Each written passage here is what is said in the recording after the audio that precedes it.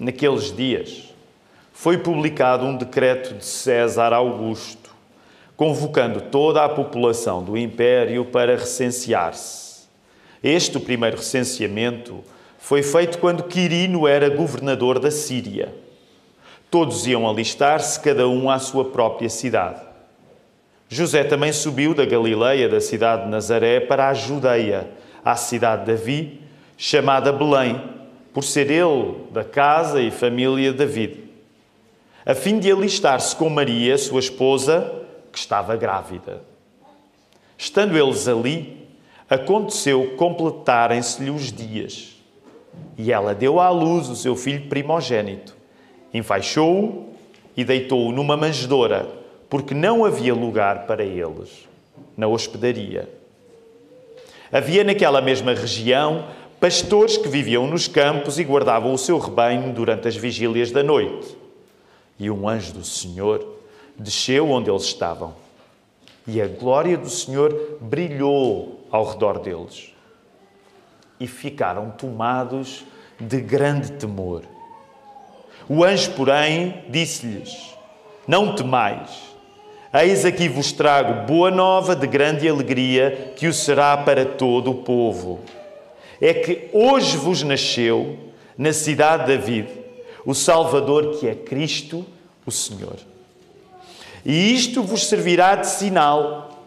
Encontrareis uma criança envolta em faixas e deitada em manjedoura. E subitamente apareceu com o anjo uma multidão da milícia celestial, louvando a Deus e dizendo: glória a Deus nas maiores alturas e paz na terra entre os homens em quem Ele quer bem. E ausentando-se dele os anjos para o céu, diziam os pastores uns aos outros: vamos até Belém e vejamos os acontecimentos que o Senhor nos deu a conhecer. Foram apressadamente e acharam Maria e José e a criança deitada na manjedoura. E vendo-o, divulgaram o que lhes tinha sido dito a respeito deste menino. Todos os que ouviram se admiraram das coisas referidas pelos pastores. Maria, porém, guardava todas estas palavras, meditando-as no coração. Voltaram então os pastores glorificando e louvando a Deus por tudo o que tinham visto e ouvido, como lhes fora anunciado. E a mensagem que vos quero pregar nesta manhã chama-se Achar e Perder Jesus. Achar e Perder Jesus. E à semelhança daquilo que fizemos há 2 semanas, este ano está muito mariano para nós, de facto. Não é? Somos uma igreja protestante este ano com uma perspectiva muito mariana das coisas, a perspectiva certa, bíblica, mas uma vez mais eu vou convidar-vos para vocês poderem prestar atenção a Maria. Há muitas pessoas nesta cena, mas uma vez mais vamos prestar atenção a Maria, porque curiosamente, na vida dela, Maria contribuiu para que Jesus fosse encontrado por outros. Maria contribuiu para que Jesus fosse encontrado por outros. Nós vemos isso precisamente na cena que acabámos de ler, a cena natalícia, os pastores a irem ao encontro de Maria, José e de Jesus. Mas é curioso, porque apesar de, na sua vida, Maria ter contribuído para que Jesus fosse encontrado por outros, Maria também perdeu Jesus. E vamos deixar esse texto para daqui a pouco, mas ele também é contado aqui no capítulo 2 do Evangelho de Lucas. Portanto, essa é uma coisa curiosa. Maria deu Jesus a ser encontrado, mas noutra circunstância mais tarde, que já vamos ver, Maria também perdeu Jesus. Aquilo que vos quero pregar nesta manhã é que Cristo é a medida dos dias em que nós nos sentimos encontrados, mas Cristo também é a medida para os outros dias em que nós não nos sentimos encontrados. Cristo para nós é nosso Deus, porque Ele é quem nos guia nos dias em que nós nos sentimos muito eficazmente a levar os outros até Ele, Há dias em que tu te sentes como cristão especialmente bem porque deste uma boa palavra de testemunho, falaste de Jesus e viste que alguém pôde conhecê-lo um pouco melhor graças à tua intervenção. Mas também há os outros dias que tu, enquanto cristão, te sentes até perdido do próprio Cristo. E o que eu te quero dizer é que os segundos dias que nós não desejamos viver, mas não deixam de ser dias em que Deus nos acompanha. Então, para isso, nós vamos orar agora, para que esta mensagem possa entrar nos nossos corações. Eu vou só fazer um pedido especial na parte final da oração, porque eu tive o privilégio de, nesta semana, passar há algum tempo, não foi muito tempo, mas há algum tempo na Escola Bíblica de Férias. E, portanto, tive o privilégio de falar de uma maneira mais especial para os mais pequenos. E nós, às vezes, eles são tão sossegados e bem comportados nesta igreja que nós até nos esquecemos que eles estão cá. Pequenos, quem é que está aqui que estava na Escola Bíblica de Férias? E agora vocês podem dizer eu, da maneira que vocês diziam eu na Escola Bíblica de Férias. Eu sei que é domingo, eu sei que estamos na igreja, mas eu vou perguntar quem é que está aqui que estava na Escola Bíblica de Férias e vocês vão dizer eu com muita convicção, está bem? Quem é que está aqui que estava na Escola Bíblica de Férias? É isso, não. Vocês ao domingo ficam iguais aos vossos pais e esse é o vosso problema, ok? Eu vou perguntar outra vez e vocês vão dizer eu, ok? Com força. Eu sei que é domingo, estamos na igreja, ainda somos batistas, mas vocês vão conseguir, está bem? Quem é que estava aqui? Quem é que está aqui agora que esteve na Escola Bíblica de Férias? Eu. Quem é que gostou da Escola Bíblica de Férias? Vá. Eu vou perguntar a última vez. Quem é que gostou da Escola Bíblica de Férias? Eu. Não foi bem igual como era lá, mas foi bom. Olha, vocês lembram-se da maneira como vocês diziam no final da oração, como vocês diziam amém? E lembram-se, uma das coisas que eu vos disse é que vocês precisavam de ensinar os vossos pais a dizer amém. Eles não sabem dizer amém com muita convicção. Portanto, nós agora vamos fazer uma oração e vocês no final vão dizer amém com convicção. Quando eu disser assim, toda a igreja pode responder, vocês vão dizer amém como diziam lá. Está bem? Pode ser? Está combinado? E assim os vossos pais vão aprender como é que se pronuncia um amém decente, que é uma coisa que eles ainda não sabem fazer. Então vamos orar. Querido Deus, nós estamos muito contentes por este dia. Querido Deus, nós estamos contentes pela noite de ontem. Ó Senhor, há tradições tão importantes para nós que não fariam sentido sem Ti, e a verdade é que tantas vezes nós nos embaraçamos de falar de Ti no dia que supostamente se celebra. Ó Senhor, ajuda-nos ainda neste dia a termos o nosso coração concentrado em Ti de uma maneira que isso possa ser importante para as pessoas que estão ao nosso lado, provavelmente nossos familiares, que ainda não Te conhecem, Senhor. Por isso nós queremos pedir-Te que este dia seja passado na convicção que Jesus veio mesmo e que, apesar de estar à Tua direita, Deus Pai, através do Espírito, nós estamos habitados por Ele. Ó Senhor, por isso, faz esta palavra acontecer em cada um de nós, para que Tu sejas quem nos guia nos dias em que nós sabemos a certeza do mapa, do caminho a seguir, mas também nos outros dias em que nos sentimos mais perdidos. Nós oramos estas coisas todas no nome de Jesus e a igreja pode responder? Amém. Muito bem. Vamos lá voltar ao texto rapidamente, queridos irmãos. Há 2 semanas nós estivemos a falar acerca de Maria e do seu cântico no capítulo 1. Se tu andares para trás na tua Bíblia, vais encontrar o cântico de Maria que nós estudámos há 2 semanas no capítulo 1, o seu Magnificat. E hoje eu quero voltar a chamar a tua atenção para Maria. Neste 2º capítulo do Evangelho de Lucas, por 2 vezes, Maria aparece-nos a reagir em circunstâncias diferentes com a mesma atitude. Vamos lá voltar à primeira, que nós já lemos, no verso 19. Nesta cena incrível, esta cena cheia de eventos sobrenaturais. Só de ler isto, a pessoa fica... Uau! Imaginem, deve ter sido maravilhoso, mas aterrorizador ao mesmo tempo.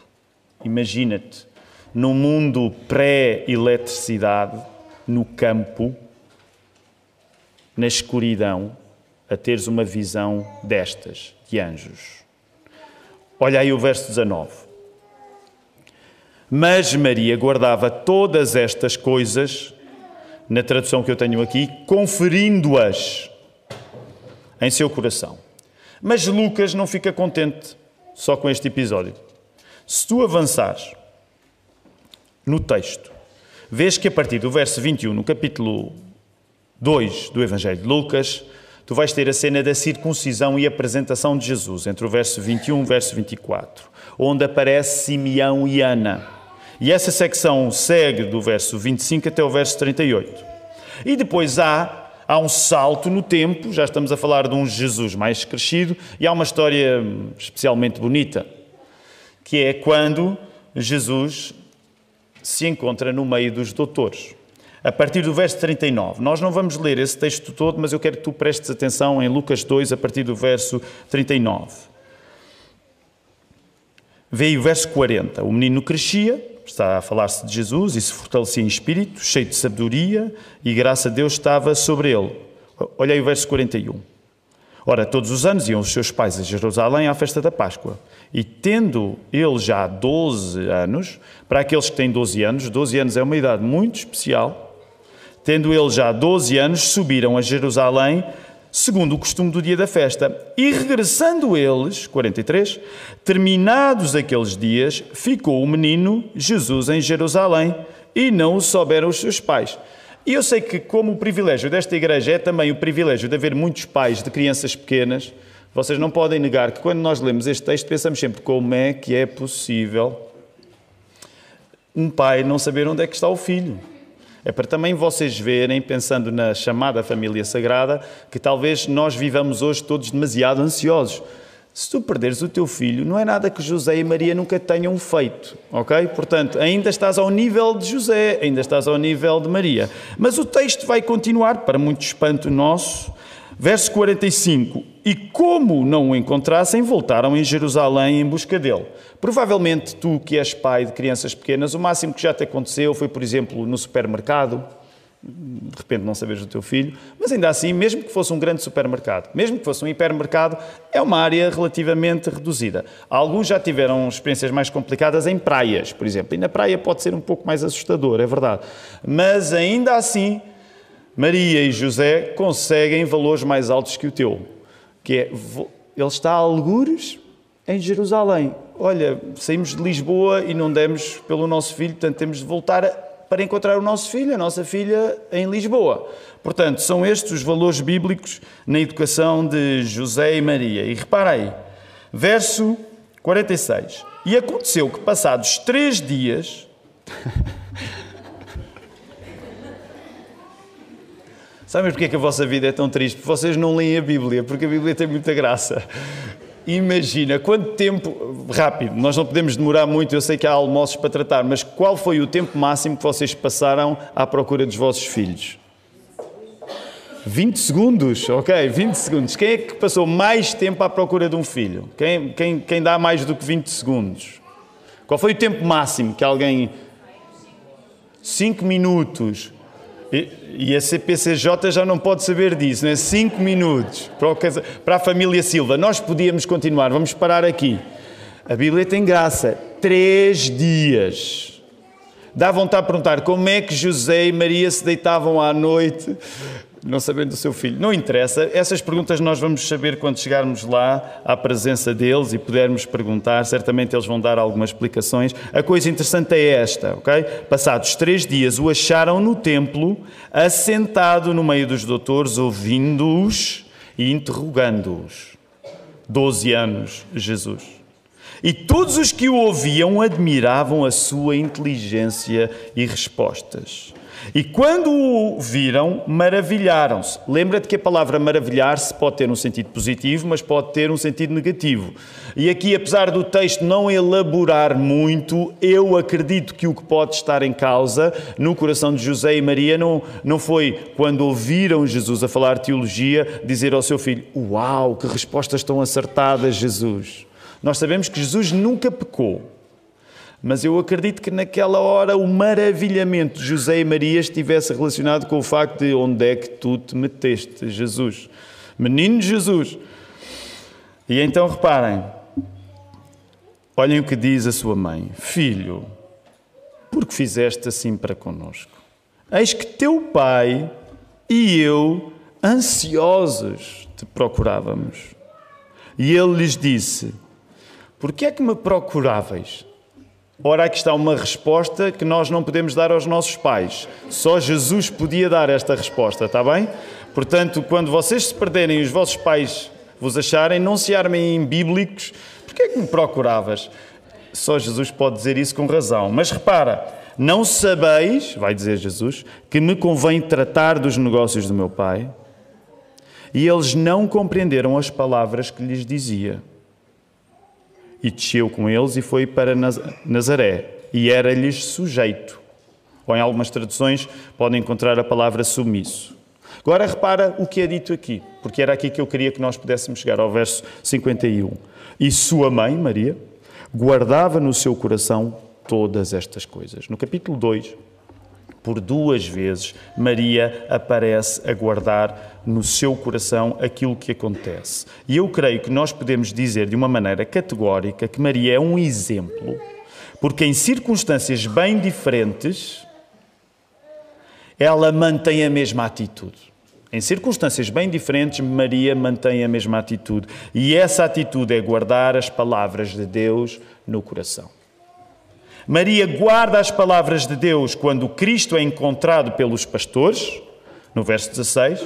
Maria guarda as palavras de Deus quando Cristo é perdido por ela e por José, no verso 45.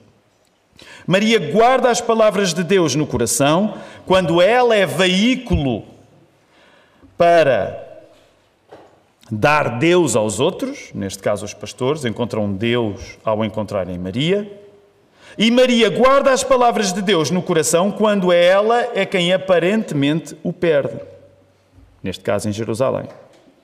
Se a primeira circunstância sublinha harmonia, Maria participa no processo daquelas pessoas, os pastores neste caso, verem Jesus.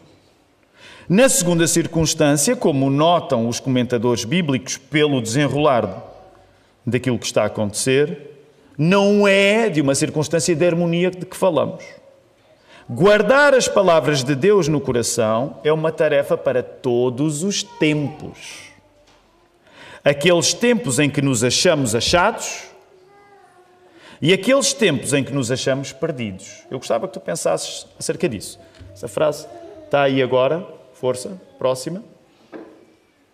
Guardar as palavras de Deus no coração é uma tarefa para todos os tempos.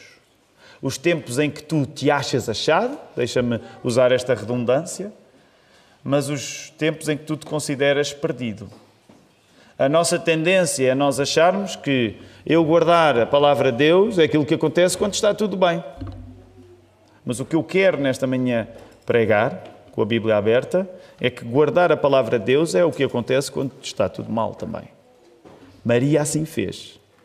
E uma vez mais, nós estamos a pegar no exemplo de Maria para imitarmos Maria. Porque imitar Maria é sempre apenas um pretexto para nós imitarmos aquele que nunca falha, que não é Maria, mas que é Jesus. Uma vez mais, tu deves identificar-te com Maria para te poderes ainda mais identificar-te com Jesus. A celebração da encarnação de Deus, é isso que nós celebramos no Natal, é a consciência da palavra dele no nosso coração. O que é que está em causa quando nós celebramos o Natal? O que está em causa quando nós celebramos o Natal é nós termos a palavra de Deus no nosso coração, nos momentos bons e nos momentos maus. Se a Bíblia mostra esta atitude em Maria, ela pede o mesmo de nós. E dá vontade de colocarmos esta pergunta a cada um, hoje de manhã. Como é que tu tens guardado a palavra de Deus no teu coração?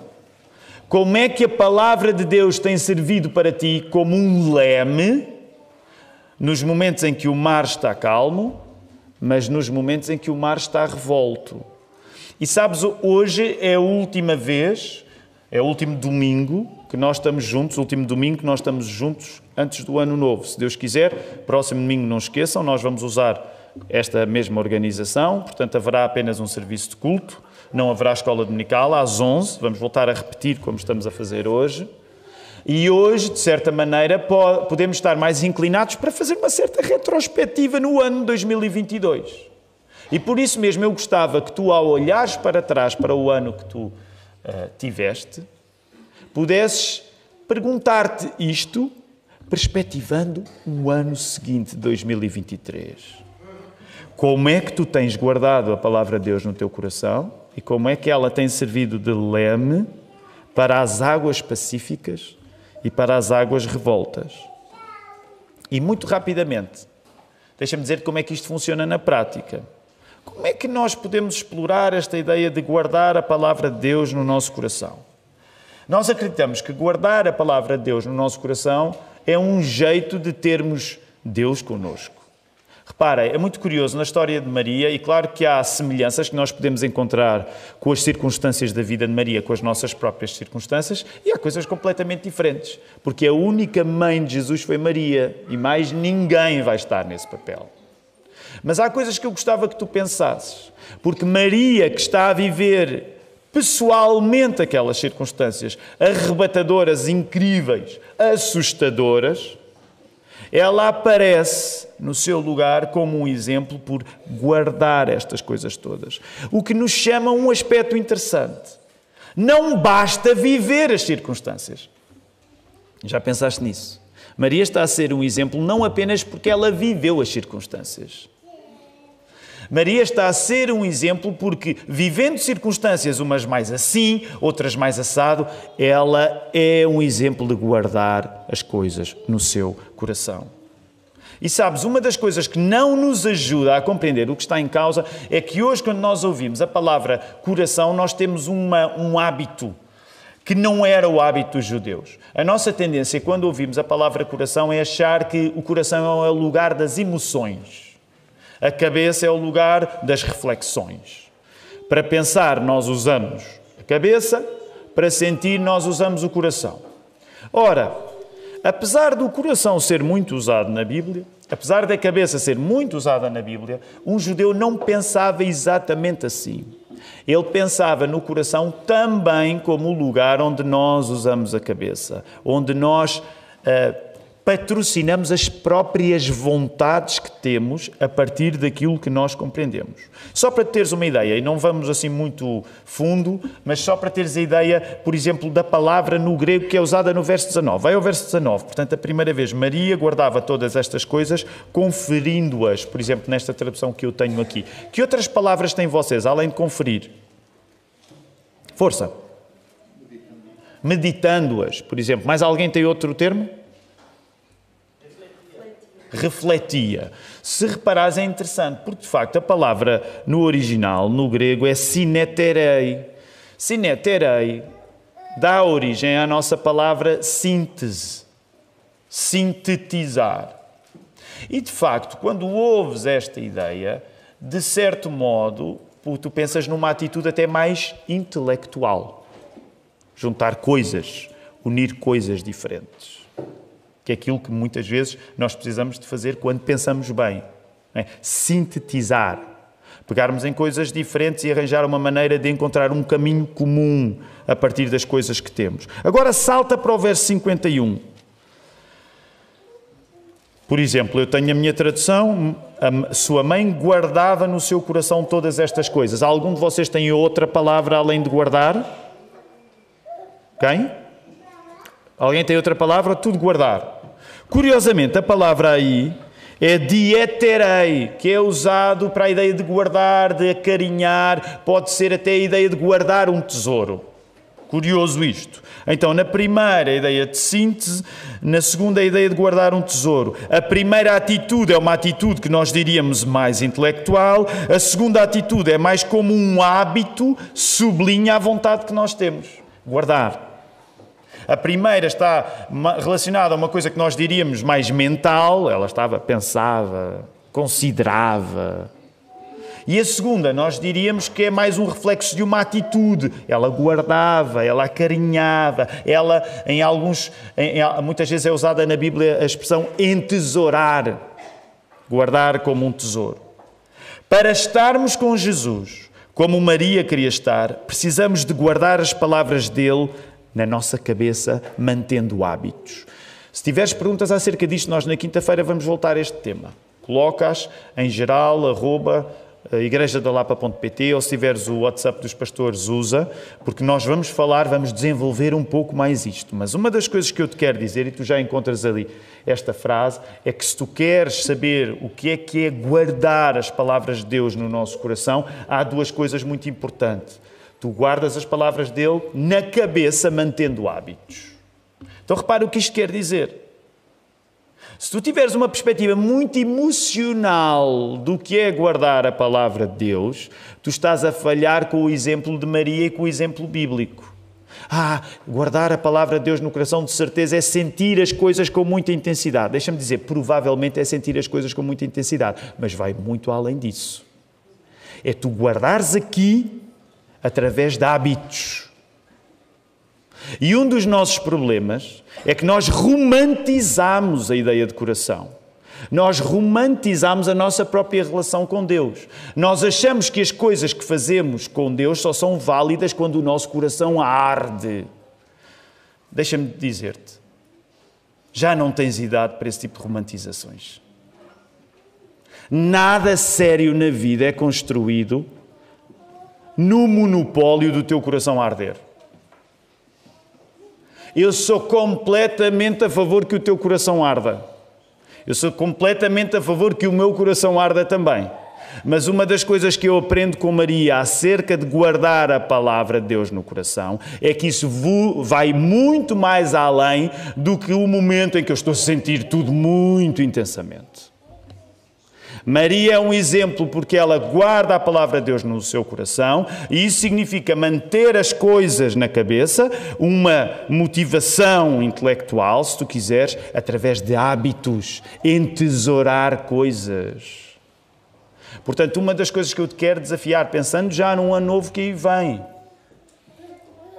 tu precisas de manter coisas na tua cabeça, no teu coração, no sentido em que tu precisas de manter hábitos. É assim que Maria fez. É essa a permanência no coração. Se tu não mantens hábitos que servem para manter na cabeça coisas que tu acreditas, o teu coração não está a ser usado. Gostaria que ponderasses nisso. Se tu não mantiveres na cabeça coisas importantes para ti na tua fé através de hábitos, coisas que parecem muito chatas porque são repetitivas, tu não estás a guardar nada no teu coração. Se tu julgas que guardar alguma coisa no teu coração é sentir muito intensamente alguma coisa, esquece. Não é disso que a Bíblia trata. Não é por isso que Maria está a ser elogiada. Ora, nós acreditamos que não é possível esta proximidade com Jesus sem ter uma proximidade com a Bíblia. Estar perto de Jesus só acontecerá quando deixares as Escrituras guiarem-te no fácil e no difícil. Sentes-te achado? Ótimo. Mergulha no texto. Sentes-te perdido? Mergulha no texto também para que algo de ótimo te possa acontecer.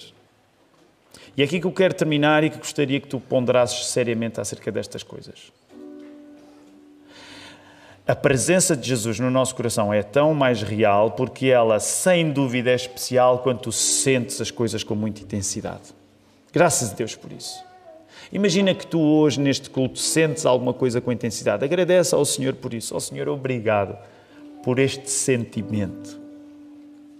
Mas lembra-te que a presença de Deus na tua vida é mais eficaz do que o teu sistema cardíaco, do que a tua personalidade emocional. Pensa em Maria. Pensa em Maria. Ela guardava as palavras de Deus no coração. E isso era um leme para ela nos momentos bons e era um leme para ela nos momentos maus também. A coisa boa, e este último Último encorajamento que eu te quero dar nesta manhã. A coisa boa é que Maria mostra-nos que ela não conseguiu controlar as circunstâncias. Ela passou 3 dias à procura do seu filho. Nenhuma mãe, nenhum pai que conseguisse controlar as circunstâncias passaria 3 dias à procura do filho. Portanto, uma das coisas que eu te quero dizer é que tu não és chamado a controlar as circunstâncias. O exemplo que Maria não é por ela controlar as circunstâncias. O exemplo que Maria é, ao não conseguir controlar as circunstâncias, ela guardar as palavras de Deus no coração.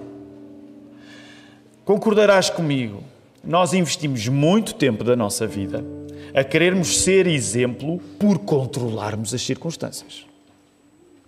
Mas a Bíblia não nos vai elogiar. A Bíblia não vai elogiar ninguém por uau, que homem virtuoso era este, que mulher virtuosa era esta, porque ele conseguia sempre dominar tudo o que lhe acontecia. Não há ninguém elogiado na Bíblia pelo facto de dominar as circunstâncias. Mas há um elogio para Maria e há um elogio para nós quando, assumindo que não conseguimos controlar as circunstâncias, nós vivemos-las guardando as palavras de Deus no coração. Tu não precisas tentar controlar as circunstâncias, mas de vivê-las compreendendo-as com a Bíblia. É aí que Jesus se encontra. Pode parecer-te uma coisa até bastante prosaica, muito pouco romântica, mas é isto que eu te quero encorajar a fazer neste dia de Natal de 2022. Que tu possas desistir dessa demanda que nos cansa, vez após vez, de tentarmos dominar aquilo que nos acontece, mas que tu encontres Jesus naquilo que te acontece, no fácil e no difícil, através da tua leitura, da tua dedicação à Palavra de Deus. A Bíblia servirá de lente para, no que pensas e no que sentes, tu estares com Cristo. Quando nós gastamos tanto tempo, como fizemos agora nestes dias, durante a Escola Bíblica de Férias, encharcando, permitam-me dizer assim, não as batizamos, não é? Porque o batismo para nós, de facto, é aquele momento de consciência em que a pessoa mergulha. Mas o tempo que nós passamos a encharcar as nossas crianças de Bíblia está precisamente relacionado com esta convicção de que Jesus só pode ser encontrado quando as suas palavras habitam no nosso coração. Quando isso se traduz em coisas que nós pensamos e em hábitos que nós mantemos. E claro, nós queremos o nosso coração arder sempre. Sabemos que isso não vai acontecer, mas não há problema nenhum em pedirmos constantemente a Deus: Senhor, habita na minha vida não só pelas convicções que eu tenho, não só pela teologia que eu mantenho, mas pelos hábitos que eu não quero perder. Ó Senhor, e põe o meu coração a arder. Põe chamas na minha devoção por Ti. É por isso também que nós queremos terminar este culto, uma vez mais, ficando de pé, usando as nossas vozes para louvar ao Deus que veio, o nosso Senhor Jesus.